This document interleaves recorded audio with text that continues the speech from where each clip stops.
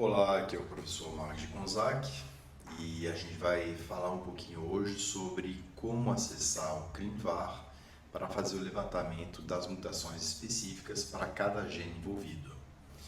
Para isso, vou minimizar aqui e a gente vai ter que acessar primeiramente pelo NCBI. Então é só vocês acessarem o navegador, põe NCBI, vai aparecer o site, da Biblioteca Nacional de Medicina. E dentro do NCBI, vocês vão colocar aqui, para cada um de vocês, vocês vão colocar qual que é o gene que vocês estão trabalhando. Então verifica se é um shunt, se é um FOXP1. Vamos pegar, por exemplo, o FOXP1. Não sei quem que está com o gene envolvido, mas lembrando que a gente está trabalhando somente com genes do autismo, principalmente genes envolvidos em autismo sindrômico. Então, aqui dentro dessa página, vocês vão aqui, ó, todos os databases, vocês vão colocar o gene de vocês, vou exemplificar com o FOXP1, e aqui, em vez de pegar de todos os bancos de dados, vocês vão entrar dentro do banco de dados ClinVar. Tem várias formas, teria como acessar diretamente pelo ClinVar, mas essa aqui é a forma mais direta, mais simples de fato. Então, vocês vão clicar ClinVar e vocês vão colocar buscar. O ClinVar é uma subestrutura, disponível dentro do NCBI, que vai colocar sobre as principais mutações encontradas dentro de um gene e, além dessas mutações, vai colocar também quais que são as consequências clínicas dessas mutações. Então, primeiramente, vocês vão pegar aqui, já estão dentro da subpágina do ClinVar. A primeira alteração que vocês vão fazer é mudar esse GR37. A gente vai pegar o banco de dados mais atual, que é o 38. Então é só clicar nele, já atualizamos o 38, que é o mais atual, os registros mais atuais, com a novo posicionamento, das alterações. E o que a gente vai conseguir observar? Quando vocês colocaram o gene, vocês vão verificar aqui uma extensão parcial de um cromossomo com vários genes envolvidos. Se vocês chegarem aqui, vocês vão ver, um gene, aqui tem outro gene e assim diante. Provavelmente, onde está essa região é a região do gene que a gente está buscando. Para isso, o que vocês vão verificar? Então, vejam bem, vocês vão começar aí sempre com papel e caneta na mão, vocês vão fazer um levantamento dos dados. Então, vejam bem, primeira coisa sobre o tipo de classificação. A gente verifica que a maior parte das mutações são mutações, na verdade, a totalidade das mutações são mutações germinativas e não tem mutação somática. Então, a gente tem um registro de 923 mutações diferentes para o FOXP1. Só que a gente precisa saber quais que são as consequências dessas mutações, quais que são os tipos de mutações envolvidos. E aí, junto com a caneta, começam lá. Então, FOXP1, 923 registros mutacionais, todos eles de natureza germinativa. E esses vão aqui, consequências moleculares e tipos de variação. A próxima etapa é pegar esse tipo de variação aqui, vocês vão verificar. Dentro dessas 923 alterações, nós temos alterações do tipo deleção, 101 deleções, 68 duplicações, tem del, tem inserção e tem as mutações de nucleotídeo único, que esse é o foco do nosso trabalho, tá? Então, de 923 registros mutacionais, nós temos uma grande parte de deleção, algumas duplicações, inserções, mas a maior parte, tá, são mutações de nucleotídeos únicos. E aí que a gente vai ter o pulo do gato, que a gente vai ter realmente o grande processo de informação. Então, vocês já estão com uma caneta, generalizado FOXP1, todas elas são germinativas, 923. Vocês vão anotar cada tipo de alteração que existe e focar nas alterações de nucleotídeo único, que é um total de 720 no caso do FOXP1. Então vocês vão clicar em single nucleotídeos. Quando você clicar, ele já vai dar o foco no gene diretamente. Ele exclui todos os demais genes e já vai focar diretamente no FOXP1. Olha que coisa interessante. Aqui é toda a extensão do gene do FOXP1. Esses mais escurinhos são regiões tipicamente exônicas e ele coloca o registro das mutações que são esses aqui, que são mutações de nucleotídeos únicos, somente um nucleotídeo alterado. As consequências dessas mutações, que isso é o objetivo do ClinVar, elas podem ser consequências patogênicas, provavelmente patogênicas, de significado incerto, provavelmente benigna e sabidamente benignas. E ainda existe aquelas conflituosas que são muito comuns também, ou outras ou não conhecidas. Vejam bem, toda vez que a gente tem uma extensão de um gene e nesse gene a gente muda um nucleotídeo, as consequências dessas mudanças podem ser muitas. Às vezes você muda um nucleotídeo, mas não alterou o aminoácido. Se você não alterar o aminoácido, a estrutura da proteína vai ficar totalmente preservada. E essas alterações vão estar, provavelmente, todas elas classificadas em alterações benignas. Às vezes você pode chegar a mudar o aminoácido, mas não afeta a estrutura da proteína fortemente, ou não afeta os domínios ativos, domínios importantes daquela proteína. Então também não vai ter uma consequência impactante no fenótipo do paciente. Então provavelmente entraria novamente benigno, provavelmente benigna. Essas de significado incerto, elas são complicadas por quê? Porque existem autores que relatam essas mutações levando possivelmente a uma consequência clínica no paciente e outros autores relatam a ausência de alterações clínicas. Então, geralmente, ou então tem pouca mutação registrada, só existe um relato, então não dá para tirar conclusões robustas sobre elas. E quando a gente chega em provavelmente patogênica até patogênica, aqui a gente já tem uma consistência científica suficientemente elevada para colocar que aquela alteração de ponto, aquela mutação pontual, realmente afeta a estrutura da proteína ou a funcionalidade daquela proteína. Então essas aqui são, na prática médica, as alterações mais importantes. O que é interessante a gente observar? Aqui eu já selecionei essas mutações de um único nucleotídeo, só que agora a gente consegue rastrear isso aqui. Eu poderia separar para o estudo somente aquelas que são patogênicas e provavelmente patogênicas. A gente exclui todo o resto. As benignas e provavelmente benignas, obviamente, a gente já tem uma significância sobre o impacto dessas mutações, mas eu recomendo que a gente deixe elas de qualquer forma. Tá? As de significado incerto, elas são muito importantes. Por quê? Porque às vezes o próprio laboratório não relata essas alterações, mas elas podem ser sim, a origem, podem ter uma consequência realmente fenotípica no paciente. Então elas são extremamente importantes, mas ainda não são totalmente sedimentados, ou porque o N de pacientes é muito baixo, ou porque tem divergência de informações sobre isso. O que vocês vão fazer agora? Vocês vão fazer levantamento, já selecionei isso aqui, e verificam as consequências dessas mutações agora. Das consequências das mutações de um único nucleotídeo, nós temos mudança de sequência de leitura, nós temos mutações missense ou não sense, que são as mais comuns. Quando a gente fala de uma mutação missense, por exemplo, é aquela que você altera o aminoácido. Quando você tem uma mutação non sense, você tem uma alteração que vai gerar um códon de parada. As consequências clínicas podem ser totalmente diferentes ou não, mas imagine só, quando eu mudo um único aminoácido, uma missense, eu posso mudar a estrutura da proteína, perder um sítio ativo e ter uma consequência clínica. Por outro lado, as non-sense são códon de parada. Então, se eu tiver um códon de parada numa posição aqui aqui, por exemplo, toda a proteína daqui para frente não existe mais. Então a gente tem uma outra consequência, que é a formação de uma proteína de tamanho menor.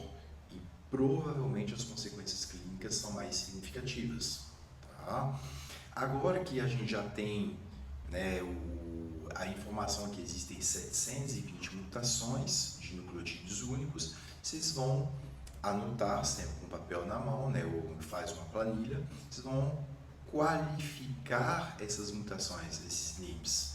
Quantas são missenhas, quantas são nonsenhas, quantas estão em uma região intro, uma região de splicing. Então vocês vão fazer o levantamento. Depois de ter feito isso, recomendo que vocês peguem aqui, tá? E vocês vão dando uma olhada nas alterações que vocês vão encontrar aqui, ó. Então aqui vai fazer o levantamento de cada alteração das 720 alterações. Aqui eu configurei para colocar de 100 em 100, mas poderia colocar de 200 em 200, ou a critério, né? Então, para cada tipo de alteração, e vai colocar uma consequência. Por exemplo, ó, no FOXP1, uma mutação de nucleotídeo único, a gente já tinha colocado esse descritor, essa parte de delimitar o tipo de mutação. Aqui ele coloca a posição da alteração e as consequências. Por exemplo, se tem uma guanina no lugar de uma adenina, então você vai ter uma mudança de aminoácidos aqui. Aqui ele coloca em ordem decrescente de posição, tá? Aqui ele vai colocar também, além da mutação, né, no gene, isso aqui provavelmente não vai alterar muita coisa, e as consequências clínicas, provavelmente patogênica, significado incerto, provavelmente benigno. Vejam bem, quando a gente coloca aqui, eu acredito fortemente, a gente consegue ver que tem muita alteração, provavelmente benigna e benigna. Isso aqui é muito subdiagnosticado, é muito subnotificado. Por quê? Paciente que tem uma mutação benigna não gera uma consequência clínica, provavelmente não vai fazer um exame de DNA. Então, provavelmente existem muito mais alterações, muito mais mutações de ponto, que são benignas, que nunca foram avaliadas. Aqui provavelmente deve estar lotado de alteração. Essas que são patogênicas e provavelmente patogênicas geram uma consequência clínica no paciente. E esse geralmente faz um exame que acaba identificando essa alteração. Tá? Mas obviamente não são todos os pacientes que têm condições genéticas que vão fazer um exame genético devido, obviamente, ao custo. O que vocês podem fazer para ordenar essa análise? Existe uma ferramenta aqui que você pode fazer o download, você pode baixar isso aqui, tá? Então você vai pegar download de todos os 720 itens de mutações de ponto. Aqui geralmente está pré-definido de uma forma tabular, né, distribuído por localização, aí você pede para criar o arquivo. Quando você criar o arquivo, ele vai salvar esse arquivo, tá? E aí, o que vocês vão ter que fazer? Aí vai ser um trabalhinho um pouquinho mais complicado. Vocês vão ter que abrir o Excel para poder tabelar isso aqui. Deixa eu maximizar isso aqui. Vocês vão abrir o Excel. Deixa eu clicar por aqui. Eu estou trabalhando com duas telas, então não reparam. Vocês vão abrir o Excel aqui. Ver. E aqui vocês vão pedir para abrir o arquivo que vocês acabaram de baixar, tá? Então, Open. O Excel ele consegue abrir esse tipo de arquivo, então vocês vão pegar esse arquivo, eu estava fazendo um teste aqui, vocês vão pegar um arquivo, Open. Só que um arquivo de texto tentando ser aberto por um gerador de planilha, um analisador de planilha. Então vocês vão ter que colocar alguns critérios aqui, ó. Então vocês podem manter o delimitado, próximo, e aqui vocês vão selecionar.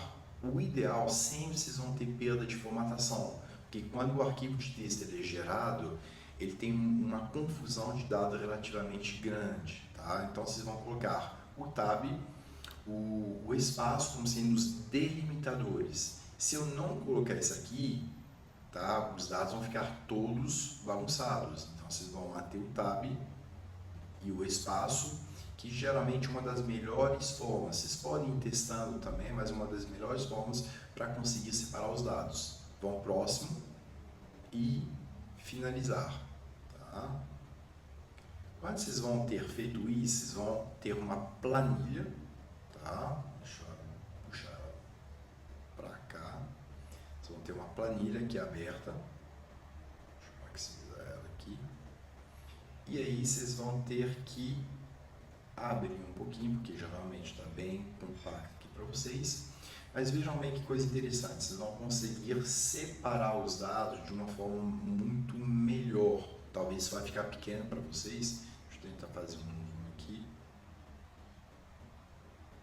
Então vejam bem, ele já ordenou isso aqui e ele coloca todas as mutações. Enfox P1, né, quais que são as alterações. Uma guanina para uma adenina na posição 2033, uma guanina para uma adenina na posição 2031, uma adenina para uma guanina na posição 2024. Isso aqui são todos os registros, né? Se a gente olhar aqui, vão ter 720 registros, tá? Com todas as alterações já depositadas no CleanVar. Aqui vocês vão pegar, né, se tiver uma consequência clínica, né, aqui mudou o aminoácido, às vezes vocês vão ter o aminoácido igual, então provavelmente ela vai ter um caráter benigno. Às vezes é um códon de parada, então ele vai identificar, né, um asterix ou um ter, né, identificando um códon de parada. E aqui vocês vão ter basicamente todas as informações que você consegue puxar. Mais para frente, provavelmente, ele vai colocar assim o tipo de significância que tem, aí vocês vão ter que abrir todos eles, né? E se um submissor único, então tem muita informação. O ideal é realmente pegar e ir abrindo essas informações para vocês poderem colocar. Ou se você não quiser fazer por aqui, não tem nenhum problema também, vocês podem fazer também diretamente por aqui. Vai dar um trabalhinho, né? E vocês só vão conseguir fazer isso acessando diretamente o banco de dados. A vantagem de salvar em planilha: quando você salva em planilha, você pode levar no seu computador, sem internet, você consegue trabalhar com os dados, você consegue criar filtros de ordenação, mas dá para fazer isso manual também. Só que 720, né, dependendo do gene que vocês forem trabalhar, às vezes vocês vão trabalhar com um gene que tem 2.000 mutações de ponto, outro gene vão ter somente 200 mutações de ponto registradas. Então, de acordo com o gene que cada um de vocês tiver escolhido, vai ter uma magnitude diferente, tá? Mas por aqui dá para trabalhar também super tranquilo. Todas as mutações aqui, as consequências clínicas aqui, ele coloca a posição, coloca a alteração de nucleotídeo e coloca o tipo de consequência clínica. Aí faço um levantamento, quantas são benignas, quantas são provavelmente benignas, quantas são de significado incerto. E isso eu falo para vocês na prática médica é extremamente importante. Por quê? Porque quando a gente verifica a quantidade de mutações de significado incerto, olha aqui, ó, vamos já selecionar. Isso aqui são um desafio na prática médica, porque você pega um paciente que tem um transtorno do espectro do autismo sindrômico, você faz um exame genético nele e aparece essa de significado clínico incerto. Como que você vai comunicar isso para a família? Porque alguns autores vão colocar de uma forma diferente. Será que essa alteração específica é realmente a causadora da alteração clínica no paciente? Aí você vai ter que entrar no gene, igual a gente mostrou na primeira etapa da iniciação científica. Vocês vão ter que entrar no gene, verificar quais que são as consequências clínicas e verificar se o seu paciente, clinicamente, fenotipicamente, ele é condizente com as alterações presentes nesse gene. Se ele for, você sabe que apesar dessa significância incerta, provavelmente é esse gene sim o causador da alteração fenotípica do paciente, tá bom? Isso então é uma etapa importante. façam isso com calma, com atenção, se necessário, voltem no vídeo várias vezes para poder pegar o passo a passo como um todo. Ok? Muito obrigado a todos pela atenção e qualquer dúvida podem ir postando lá no grupo nosso. Grande abraço a todos.